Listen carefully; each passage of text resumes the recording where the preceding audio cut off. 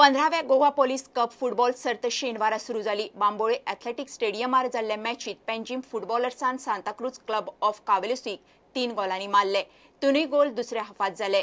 स्टेडन Rodrick, शाको आल्फोन्स आणि Freddy रियादान दरेकी एक गोल मारलो।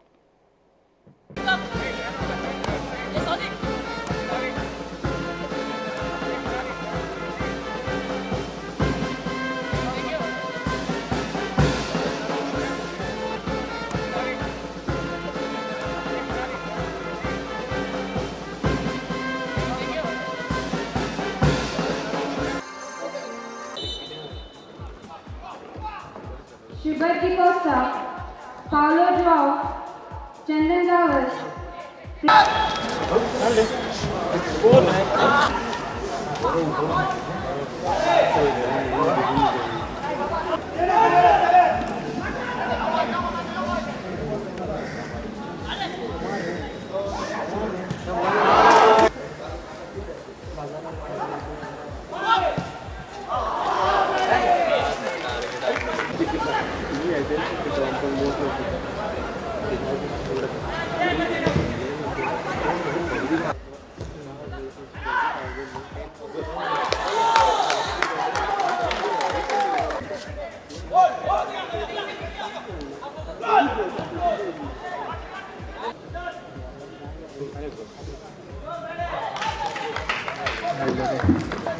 Third goal by Penjim footballers. Where's my guest man to give away the man of the match?